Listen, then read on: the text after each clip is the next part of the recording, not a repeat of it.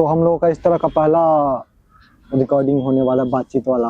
हाँ, फिर आज का तो रिकॉर्डिंग हो ही रहा होगा शायद। ये हो रहा है, आई थिंक ब्लिंक तो हो रहा है वो। दिख रहा है आपको? हाँ, वो रेड लाइट जलती बुझती रहती है ना। हाँ। हाँ, तो आज किस चीज पे बात करना है? बात तो हम लोग किसी भी चीज पर रैंडमली शुरू कर देते हैं ऐसा सोच के तो हम लोग नहीं आते।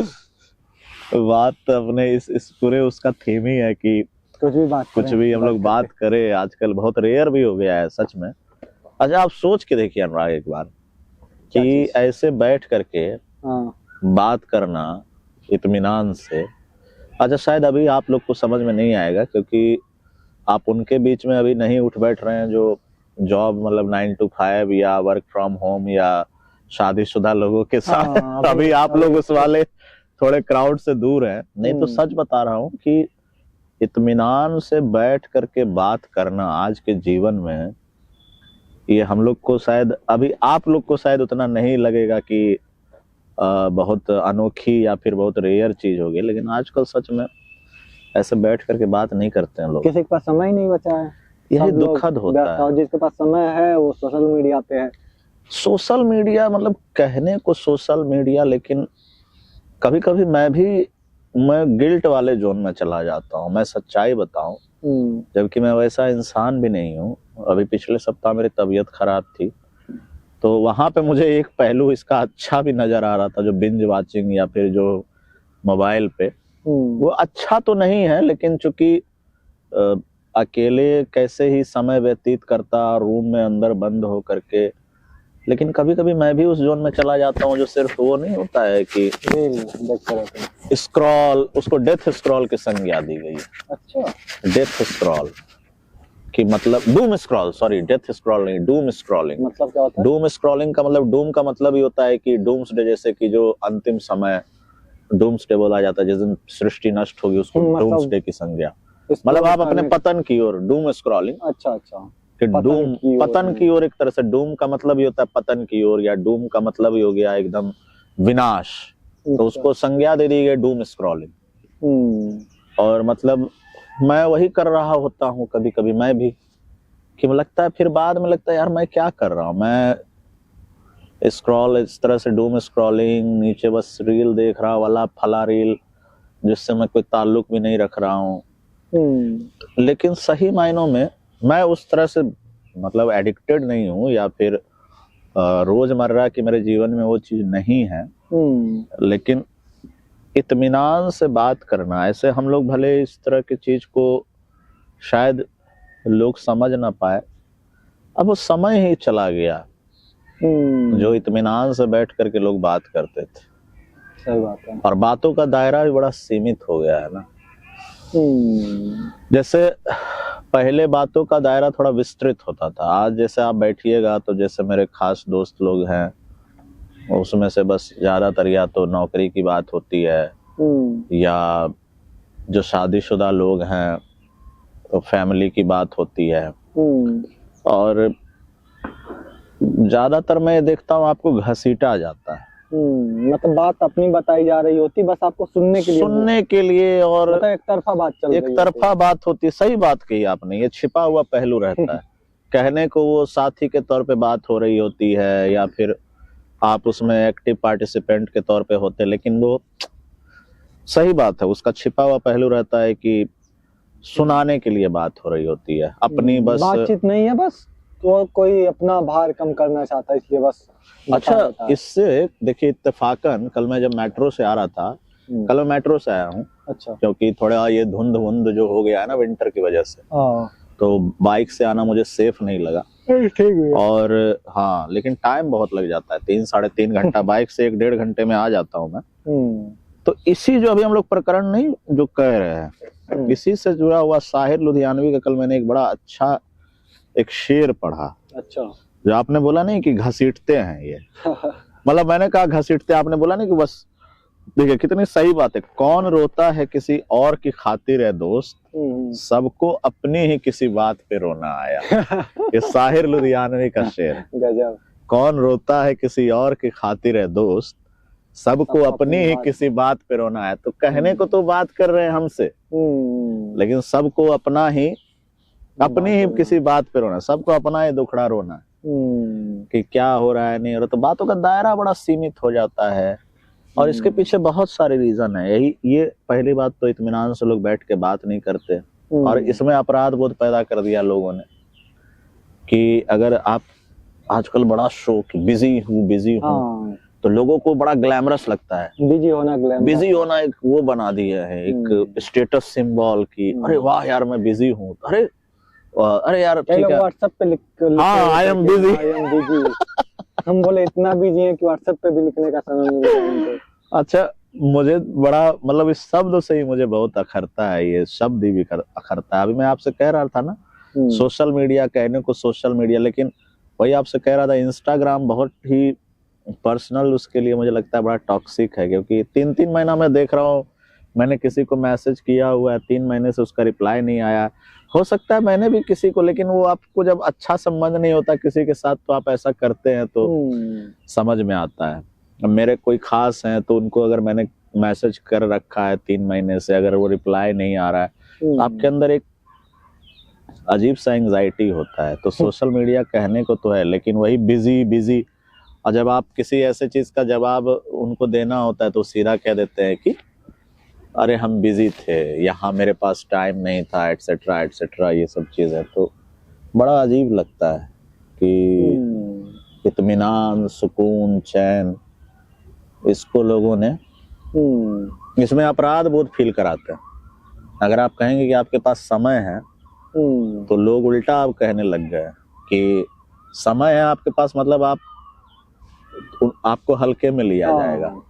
और अगर आप हमेशा ये कहेंगे कि हम बिजी हैं, भले आप चाहे कुछ कर रहे नहीं रहे, जब बोलते रहिए कि बिजी हूँ तो आपको तो वैसा मतलब भारी माना जाएगा, ऐसा मतलब लोगों ने। तो ये एक्सपीरियंस तो अनूठा हो गया। अच्छा देखिए, इसका एक और पहलू है कि जब लोग वहां जाएंगे, पहाड़ों पे जाएंगे या कहीं जाएंगे, तो बड़ा लोग वो कहते हैं कि मैं सुकून के लिए आया हूँ, मैं चैन के लिए आया हूँ। क्योंकि रोजमर्रा की जिंदगी में इस चीज को लोग अब अवेल ही नहीं कर रहे हैं कि बैठ करके किसी के साथ इत्मीनान से बात करना। फैमिली में भी नहीं हो रहा, फैमिली में भी नहीं हो रहा। अच्छा, इससे एक जुड़ी हुई चीज है कि जैसे जाड़े का समय आ गया और ठिठुर रहे हैं हम लोग, हाँ ठिठुर रहे हैं और शाम भी होने वाली है। तो जाड़े से मतलब बहुत लोगों का ना, जैसे मेरा भी मेमोरी, अब तो जाड़ा लेकिन बहुत दिल्ली एनसीआर में तो खास तौर से पहले जाड़ा बहुत ग्लैमरस, मतलब ग्लैमरस नहीं कहूंगा, लेकिन पहले दिल्ली का जितना मेरा अनुभव रहा है पिछले 10-12 सालों का, तो लोगों को बड़ा ज्यादा हो गया, 10-12 साल से मुझे ज्यादा हो गया दिल्ली का अनुभव। तो पहले लोगों के अंदर एक एक्साइटमेंट हुआ करता था। अब मुझे लगता है कि दिल्ली में जाड़े से लोगों को एक डर भी समाया रहता है, क्योंकि पॉल्यूशन जो इसके साथ एक वो जुड़ गया ना। आते ही घर से कॉल आता है कि घर चले आओ। हाँ, दिवाली से लोगों में एक दहशत होने लगती है। ये हैप्पी दिवाली तो होता रहता है, लेकिन दिवाली से दिल्ली एनसीआर में एक दहशत होने लगती है कि अब वही वाला समय आ रहा है जो ये QI और सीवियर, ये ग्रैप आप समझते होंगे, जो ग्रैप 1, 2, 3, 4, ये जो पॉल्यूशन के लिए। अच्छा, मैं बाइक से क्यों नहीं आया उसके पीछे ये भी रीजन बताता हूँ। एक तो था ठंड और कोहरा, एक पता चला कि अब शायद पेट्रोल पंप पे पॉल्यूशन अंडर सर्टिफिकेट देख करके ही आपको वो मिलेगा पेट्रोल। तो वैसे मैं सब कुछ अपडेट रखता हूँ, लेकिन सुना कि लंबी लाइनें लग रही हैं। तो मैंने बोला यार ये अच्छा है, इस बार मैं मेट्रो से चलूं, क्योंकि हाँ, लेकिन समय 3 घंटा 3.5 घंटा लग जाता है। वो कल देखा मैंने, काफी फर्क पड़ जाता है। तो जाड़े का जो एक फ्लेवर था दिल्ली में वो खत्म हो गया। वो ये पॉल्यूशन ने कहीं उसको पॉल्यूट कर दिया। वो उसकी जो अच्छाई थी जाड़े में, तो दिल्ली की सर्दी गाना भी था कि प्यार तेरा दिल्ली की सर्दी, उसकी संज्ञा थी कि मतलब उसकी उपमा दी गई थी कि दिल्ली की सर्दी जैसा प्यार। हालांकि आइटम सॉन्ग था उस समय, आइटम सॉन्ग का वैसा जमाना नहीं था जैसे आजकल हो गया है। याना गुप्ता उसमें डांस करा, हालांकि गाना अच्छा है, ओवरऑल मुझे ठीक लगता है उसका। आज के आइटम सॉन्ग्स और उसमें फिर भी एक डिफरेंस है। तो दिल्ली की सर्दी तो अब रही नहीं, अब डरावनी हो गई है दिल्ली की सर्दी। बाकी सर्दी का मुझे लगता है सबके साथ कुछ न कुछ अलग सर्दी, हर मौसम की यादें जुड़ी होती हैं, बचपन की या फिर बढ़ते हुए समय की। तो मुझे तो दिल्ली की सर्दी के अलावा, दिल्ली की सर्दी के बारे में बहुत कुछ खास नहीं बता पाऊंगा आपको। कुछ अच्छी यादें? हाँ, बचपन की दिल्ली की सर्दी, सॉरी दिल्ली की नहीं, सर्दी की एक याद मुझे बहुत ही प्यारी लगती है कि जब मैं छोटा था, महज मेरी उम्र रही होगी 7-8 साल की, 10 साल तक का रहा होगा मतलब उम्र का, वो जहाँ तक मैं मेमोरी रिकॉल कर पा रहा हूँ अपनी। तो मैं जब नानी के यहाँ जाता था तो अक्सर वो छठ का समय होता था, और छठ उस समय, ठंड उस समय मतलब अच्छी खासी होने लग जाती थी। अब तो ये ग्लोबल वार्मिंग और ये सब, तो छठ के समय उतनी ज्यादा ठंड नहीं पड़ती है, लेकिन उस समय क्या था कि हम लोग जब जाते थे नानी घर, तो हमारे गांव में एक बहुत ही अनोखी मतलब चीज मैं देखता था वहां पे। उसको एक आता था, हॉकर होता था वो। हॉकर मतलब कि जो आवाज लगाते हुए बेचते नहीं, उनको हॉकर बोला जाता है। और वो हाँ फेरी वाला टाइप है, हाँ फेरी वाला टाइप। अब उसके पास ठेला नहीं होता था, वो ऊपर माथे पे एक शीशे का एक डिब्बे टाइप का पैक करके, अच्छा, और आवाज लगाता हुआ आता था, सिसुआ गरम सिसुआ गरम। सिसुआ गरम मतलब? हाँ, सिसुआ गरम। मुझे भी बड़ा आश्चर्य लगता था कि सिसुआ गरम क्या है ये, लेकिन वो सुबह करीबन 7-7:30 का समय होता था, और सिसुआ गरम करता हुआ वो आता था। और हम बच्चे मतलब वो सारे कजन वगैरह, क्योंकि छठ ऐसा मौका होता था जब तक नानी जिंदा थी तो सब लोग जुटते थे उसमें। आज भी मतलब कई घरों में, यूपी बिहार के कई परिवार में ये है कि छठ में जुटते हैं लोग, गांव में खास तौर से, तो सब दौड़ते थे। और सिसुआ गरम एक्चुअली मुझे लगता है कि नाम क्यों दिया इसके ऊपर आज तक मुझे मतलब आज तक वो क्लियर नहीं हुआ, लेकिन उसने शायद कुछ अट्रैक्टिव टर्म लगता होगा सिसुआ गरम का, या मैं पूछूंगा मौसी वगैरह से कि तुम्हें याद है तो कुछ रीजन वो बता पाए। लेकिन वो जाड़े में क्या करता था, गरम गरम चीजें लाता था। और वो क्या बोलते हैं, शीशे के उसमें रख के लाता था पैक करके। अच्छा। जो डिब्बा था शीशे से पैक रहता था, बहुत हाइजीनिक होता था, और उसमें ज्यादा आइटम नहीं होते थे। सिसुआ गरम था क्या? हाँ वही बता रहा हूँ, एक ब्रेकफास्ट जैसे क्या होता है, जैसे महाराष्ट्र में कल्चर है ना कि वो वहां पे एक डॉक्यूमेंट्री मैंने देखी थी कि इडली और सांभर का कल्चर चलता है, कि वहां पे ब्रेकफास्ट में सब फेरी के तौर पे वहां पे लेके निकलते, इडली सांभर सबको खूब दिया जाता है। कहाँ पे? महाराष्ट्र में। नहीं वहाँ तो पोहा, नहीं पोहा भी चलता है, और एक बड़ा पाव, आई थिंक तो बड़ा पाव ही होगा, बड़ा पाव या मतलब पता नहीं, मतलब ये मुझे थोड़ा मतलब मुझे जो याद आ रहा है, डोसा तो साउथ का है, इडली सांभर। लेकिन वहाँ पे शायद कोई कम्युनिटी है जो इडली सांभर को वो, क्योंकि बहुत वैसा होता है ना, इडली सांभर बहुत तेजी से खाया जा सकता है। जैसे यहाँ पे देखते हैं मोठ कचौरी करके, तो वो मतलब मुंबई चूंकि वैसा शहर है ना जहाँ सब लोग, तो हो सकता है बड़ा पाव, लेकिन बड़ा पाव में थोड़ा मसाले वसाले वाला भी होता है ना, और वो तला हुआ होता है। और इडली जो होता है वो, तो उसी तरह से गांव में वो सुबह सुबह लेके निकलता था, एक मतलब माथे पे वो लेकर के, मतलब वही टीन और डिब्बा होता था लकड़ी का होता था, और उसके अंदर वो शीशे का वो जैसे स्लाइड करने वाला नहीं होता है, चौकोर सा डिब्बा होता था वो। और मतलब ज्यादा उसमें आइटम नहीं होते थे। क्या क्या होता था, सूजी का हलवा होता था, लेकिन उसको वो जैसे होता नहीं बर्फी का जैसे पीस, उसको कट करके छोटे छोटे पीसेस बना करके रखता था। हमें लगा सिसुआ गरम ही कुछ खाने वाला नहीं, और उसमें 1-2-3 आइटम क्या रहता था, एक तो सूजी का हलवा, और उसको वो उस तरह से कट करके रखा रहता था जैसे कि छोटे छोटे बर्फी के पीसेस। उसके बाद जो हम लोग घुगनी आप भी समझते हो, चने का जो, तो उसमें वो रहता था गरम गरम। लेकिन और एक चीज रहती थी, चना हलवा हो गया, हाँ चने का वही घुगनी, उसके बाद वो सूजी का हलवा का छोटा छोटा वो पीस बना करके, और एक आइटम रहता था वही लिट्टी टाइप की कचौरी, जो छोटी छोटी सत्तू वाली कचौरी। यही 3 आइटम उसमें होते थे, और लेकिन गरम गरम होते थे। अभी बताते मुझे पानी भी आ रहा है। अब उस समय का मतलब समय ऐसा था कि विंटर बहुत अच्छा हुआ करता था, शुद्ध होता था। जो मतलब जो जाड़े की ऋतु होती थी उसमें शुद्धता होती थी, जैसे कोहरा भी शुद्ध होता था। अब तो खैर हर जगह थोड़ा पॉल्यूशन का हो गया है, तो वो चीज मैं बड़ा मिस करता हूँ। मैं कभी कभी पूछता भी हूँ कि वो क्या हुआ सिसवा गरम वाला, वो नहीं आता है। कई चीज ऐसे नहीं, आप गाँव जाते हैं नहीं, अब नहीं होता है। मतलब मुझे लगता है कई चीज ऐसी होती है जो आदमी के साथ वो परंपरा खत्म हो जाती है।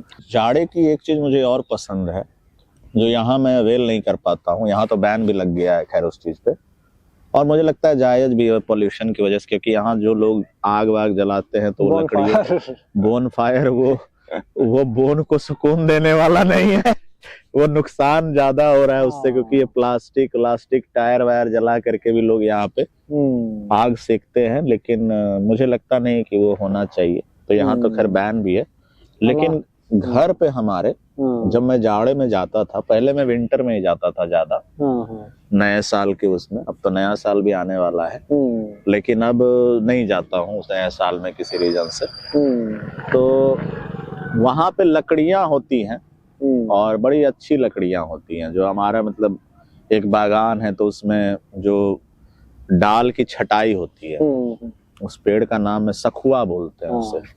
सखुआ का पेड़ है, तो उसको क्या होता है, उसके डालों की छटाई होती है ताकि वो इर्द गिर्द के घरों को प्रभावित न करे। तो उसको छटाई करके हमारे यहाँ रख लिया जाता है, ताकि जाड़े में उसको जलाया जाएगा, और पर्पसली कि आग सेकने के काम में आएगा। बकायदा हीटर वीटर सब रहता है, लेकिन उसका जो मजा है, अब मैं जाने से पहले अक्सर बोल दिया जाता था, कि बोल करके आता था कि जब जाड़े के लिए इसको बचा के रखना, मैं आऊंगा तो मतलब उसको सेका जाएगा। तो वो मुझे बड़ा अच्छा अनुभव लगता है कि जाड़े में जो वो याद बहुत आता है कि जाड़े में जैसे लकड़ी जला करके, कहने को बोन फायर, लेकिन हम लोग के यहाँ उसको अलाव बोलते हैं।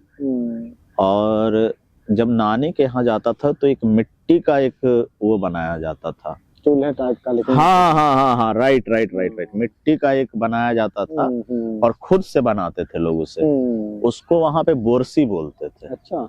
हाँ, बोरसी मतलब मिट्टी का एक वो होता था, सिलेंड्रिकल शेप का, और उसमें क्या होता था कि लकड़ियां डाल करके अच्छी वाली, और थोड़ा जो कोयला वगैरह डालकर उसमें बहुत देर तक वो आग जो है रहती थी।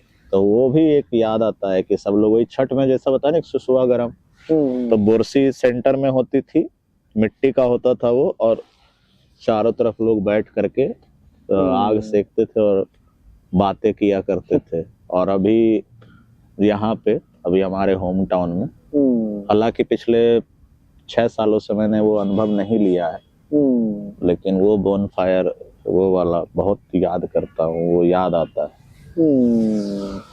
आपका बताइए अपना जाड़े का कोई अनुभव या कोई मेमोरी। का तो सबसे मजा, जैसे कुछ चीजें ऐसी होती हैं जो, जैसे कि मतलब होता है ना, प्रभाव कुछ और होता है, रिजल्ट कुछ और होता है। जैसे कि प्रभाव है ठंड का, लेकिन उसका रिजल्ट ऐसा होता है कि घर में सब लोग एक साथ बैठ करके बात कर रहे हैं।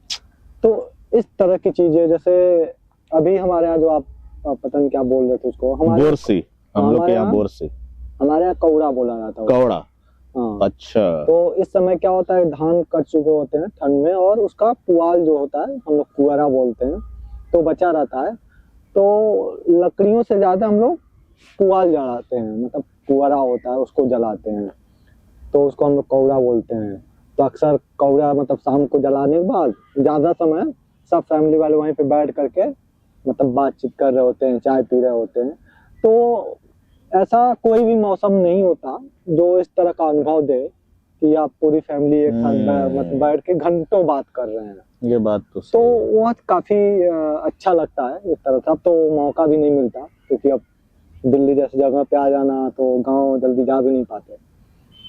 तो लेकिन उसका मतलब बचपन में उसका तो खूब फायदा मिला, खूब मजा भी आया है। और एक याद और है कि ठंड में सबसे मजा उसमें आता था हम लोगों को कि जब छोटे थे तो हम लोग ऐसे एक मतलब आग जलाने के लिए गड्ढा बनाते थे। मान लीजिए कि इतना गहरा गड्ढा खोद दिए, गोला बना दिए और उसमें से एक छेद की और पाइप निकाल दिए किनारे से और उसमें लकड़ी रखे और जला दिए और यहाँ से फूकते थे हम लोग, तो वो जलता था। मतलब उसको तो बनाना तय था। हर ठंड में हम लोग ऐसा बनाते थे। उसमें बनाने में बहुत मजा आता था और उसमें यह होता था कि अगर आपने लकड़ी जला दिया तो क्योंकि गहरा रहता था तो काफी लंबा आग टिक जाता था। मतलब सुबह जलाए शाम तक थोड़ा थोड़ा जलता ही रहता था। तो वो था कुछ याद उस तरह से। और मेन तो वही था कि एक साथ फैमिली के साथ बैठ के बात करने का मजा ही अलग होता है। वैसे एक चीज में गौर करने लायक है जो आपने बोली, जो बात सही मायनों में विंटर ही ऐसा एक मौका हुआ करता था और उसके पीछे देखिए सीजन कैसे लोगों को एक साथ लाने में योगदान देते, क्योंकि विंटर के अलावा आप ऐसे सच में किसी सीजन में और आप बैठ करके गर्मी में बैठेंगे नहीं, गर्मी में बैठेंगे नहीं, बरसात में भी बैठेंगे नहीं। और आग क्या होता है सबको जोड़ लेती है। मुझे लग रहा है उस समय से चला आ रहा है जब आदमी आदि मानव के उस काल से जब आग जला के ही उसके चारों तरफ लोग बैठते हैं। त्योहार भी पहले मतलब आदिवासियों में मनाया जाता रहा तो अक्सर जो पेंटिंग में दिखाए गए तो आग के किनारे ही सभी इकट्ठे हुए हैं। आग के किनारे आज भी पंजाबी जैसे पंजाबी कल्चर में है लोहरी, तो उसके चारों तरफ हमारे में होली में भले ही होलिका दहन का वो भले, लेकिन चारों तरफ उसके जब आग सेंटर में होती है तो उसके चारों तरफ सर्किल ऑटोमेटिकली देखता हूँ कि वो जुटता ही जुटता है। तो जाड़े में एक खास बात तो है कि आग जोड़ती है। मतलब गर्मी जो वार्मथ होता है वो लोगों के बीच में भी, और भले ही हो सकता है डर के मारे शुरुआत हुआ होता था ना कि पहले जो जानवर होते थे वो आग से जलते मतलब डरते थे। तो लोग मतलब डरते हो तो अभी है, लेकिन लोग जब जंगल में रहते थे तो आग जला कर रखते थे ताकि जानवर ना आए पास में। लेकिन तो एक अलग महत्व था, लेकिन कम्युनिटी, हाँ, जब भी आप स्टोरी टेलिंग का एक इमेज डालिएगा तो अक्सर आपको दिखेगी कि कहानियां लोग सुना रहे हैं पुराने जमाने में, तो आग के चारों तरफ बीच में आग जल रही है और छोटे छोटे बच्चे इर्द गिर्द बैठ करके बड़े बुजुर्ग जो हैं कहानियां। तो जाड़े की ये चीज भी खत्म होती जा रही है। आग का हम लोग कल्चरल स्वरूप यहाँ पे देखे कि किस तरह से आग जोड़ता है लोगों, ठंड जोड़ता है लोगों। ठंड में कैसे लोग एक दूसरे के करीब आने की कैपेसिटी होती। सही बात है, क्योंकि आप ये बात तो है जैसे जाड़े में देखिए अनजान आदमी भी अगर कहीं आग बैठ करके ताप रहा होता है, आप ये नहीं सोचते हैं कि मेरा जान पहचान का है या नहीं। सही बात है, वहाँ लोग चले जाते हैं अक्सर। सही बात है। अब जैसे शहरों में भी पहले जब कोई पता जहाँ पे आग जली आप जाके बैठ गए और बात करने लगे। बिल्कुल, यहाँ चाय की दुकानों पे भी दिखता है। हाँ देखिए, उस तो नॉर्मली हम लोग किसी से बात नहीं करते, लेकिन जहाँ पे आग जल रहा है वहाँ पे बैठ के आदमी नॉर्मली बात करता है और सब कोई बैठ कर बात करता है। अच्छा, एक चीज में और सोचने वाली, आग के लिए झगड़ा नहीं होता है। हाँ, कि ऐसा नहीं कि हमने जला सिर्फ हम ही जैसे ठंड के लिए एसी वाले स्पेस के लिए देखिएगा लोग झगड़ने लग जाते हैं। जैसे मुझे बड़े मतलब वो वाकया बहुत अजीब लगता है कि जैसे पहले का शुरुआत में जिनको एसी नहीं मिलता था वो एटीएम में घुस करके कुछ देर तक ज्यादा समय बिताते थे या फिर वो ये विंटर में एक चीज, आग के लिए लोग वैसे झगड़ते, जैसे आग सेंटर में रहती है तो इर्द गिर्द वालों को वो, हाँ अब यहाँ पे भी फर्क है। हीटर जलेगा तो उसके लिए झगड़ा होता है, क्योंकि हीटर का जो ताप है ना एक सर्टेन डायरेक्शन में ही वो ज्यादा वो देती है। लेकिन आग क्या है कि उसका पेरीमीटर या फिर आप इर्द गिर्द के लोगों को बराबर के तौर पे ही आप उसके एक दायरे में आ जाइए तो आपको चारों तरफ से वो, अगर आग लगी हुई है ठीक ठाक तो तभी आग के चारों तरफ लोग सर्किल बना के ही बैठते हैं। गर्मी में ये चीज नहीं हो सकती, बरसात में नहीं हो सकती। बरसात में बचने के लिए लड़ाई हो सकती है कि यार तुम थोड़ा इधर खिसको, मुझे पानी, मेरे ऊपर पानी गिर रहा है। गर्मी में भी लोग मतलब मुझे पंखे की हवा नहीं लग रही, थोड़ा इधर करो, डायरेक्शन इधर। और भी मौसम में ऐसा होता है कि लोग क्या होता है कि जैसे बारिश मौसम बाहर नहीं निकल पाते, लोग टीवी वगैरह देखेंगे या अकेले ज्यादा उसमें भी लोग होते हैं। लेकिन ठंड में क्या होता है कि लोग आग के पास जाने का प्रयास करते हैं, वो घर में जला नहीं सकते आप। नहीं जला और सकते। जब बाहर जाएंगे सही तो बात है। एक ऐसा नहीं कि हम अपने लिए अलग आग जलाएंगे, तुम अपने लिए अलग आग जलाओ। तो आग जब एक जगह होगा तो लोग एक जगह होंगे, लोग एक जगह होंगे तो बातचीत हो रही होगी। बिल्कुल बिल्कुल। और तो सच बचपन में काफी सही कह रहे हैं। और छोटे बच्चे जो होते हैं ना, हर मौसम में वो मजा ले लेते हैं। गर्मी हुई तो खेलने निकल गए, गर्मी छुट्टी में दोपहर में, बरसात हुई तो नहा लिए बरसात में जाके नहा लिए। लेकिन एक जैसे जैसे आदमी बड़ा होता जाता है तो मौसम का हिचकिचाहट अंदर ज्यादा आती है। अब गर्मी में कोई नहीं खेलता जवान आदमी बाहर, सब यही चाहता है कि मैं एसी में बैठा रहूं, कार में भी पड़ा रहूं। उसके बाद बरसात में भी वो भीगना तो बिल्कुल नहीं चाहता। आजकल तो और 75 तरह की समस्याएं, इम्यूनिटी कमजोर हो गई है हम लोगों की, तो बारिश में भीगेंगे तो पता नहीं क्या हो जाएगा। गर्मी में थोड़ा निकल लिए तो दिक्कत हो जाए, क्योंकि हमारे साथ तो बहुत ही मतलब उसके लिए क्या ही बोला जाए। अब कई चीजें जिम्मेदार है। लेकिन वही जाड़े में एक ये बात तो है कि बाहर लोग निकलना मतलब आग की वजह से, या क्या ये खान पान का भी होता है कि थोड़ा, हाँ मैं अक्सर वो चीज़ कहता हूँ, अभी तक मैंने वो चीज़ अवेल नहीं किया, लेकिन दिल्ली की सर्दी में जो खासियत है तो एक दौलत की चाट, उसके बारे में मैंने बहुत पहले 6-7 साल पहले पढ़ा। अभी तक चांदनी चौक की डेलिकेसी है वो, जब मुगल काल था। अब दौलत की चाट में वो चाट नमकीन नहीं होती है, वो एक तरह की कुल्फी है, लेकिन जाड़े में ही आप खा सकते हैं। अच्छा। क्योंकि वो उसके ऊपर क्या है कि जाड़े में ही वो बन सकता है, क्योंकि एक तरह का उसमें फर्मेंटेशन होता है जो खमीर बोलते हैं। अच्छा। एक तरह का वो फ्लेवर होता है, खमीरी स्वाद होता है। तो उसको लोग कुछ रखते हैं बाहर, तो ओस का जो असर होता है ना, जो असली वाला जो ओस से ही उसके ऊपर वो असर होगा, तभी उसमें वो फ्लेवर आएगा। तो वो पोल्यूशन का असर हो रहा होगा। अब क्या कहूँ, मतलब वही, हाँ ये भी सोचने वाली बात है। लेकिन स्वाद में भी कुछ ऐसे स्वाद हैं जो आप विंटर में ही ले सकते हैं, और उसका अलग है। तो दौलत की चाट में पढ़ करके मुझे बड़ा इंटरेस्टिंग लगा था कि दौलत की चाट, लेकिन उसमें नमकीन कुछ नहीं है वो कुल्फी। और दिल्ली में खास तौर से चांदनी चौक में उसका है। मैं अभी तक कर नहीं, एक दिन किसी दिन चलते हैं अपने लोग। मैं कई बार उस चीज को पोस्टपोन कर चुका हूँ कि यार दौलत की चाट खाते, लेकिन जब तक प्लान होता वो ठंडी निकल जाती है, फिर वो मिलता नहीं है। चलिए, काफी अच्छा रहा। और दौलत की चाट तो अभी नहीं खा पाएंगे हम लोग, तो चाय वगैरह ही चलेगा फिर। हाँ चाय पीते हैं, चलिए चलते हैं लेकिन किसी दिन चांदनी चौक। अभी मैं वहां गया था ना जश्न रेख्ता, तो वहां भी वो मिल रहा था, लेकिन बहुत कॉस्टली था। कितने का था? अरे 600 रुपए प्लेट थी भाई दौलत की चाट। लेकिन वो इवेंट के अंदर था ना, तो इसलिए प्रबल थे और हम थे, तो दोनों ने, उसने बोला था प्रबल ने कि भैया बहुत महंगा मिलेगा। मैंने सोचा था कि 200 रुपए के रेंज में भी होगा, तो लेकिन बहुत महंगा था भाई। 600 रुपए का तो 200 रुपए से तो नीचे कुछ थी ही नहीं वहां पे चीज कम।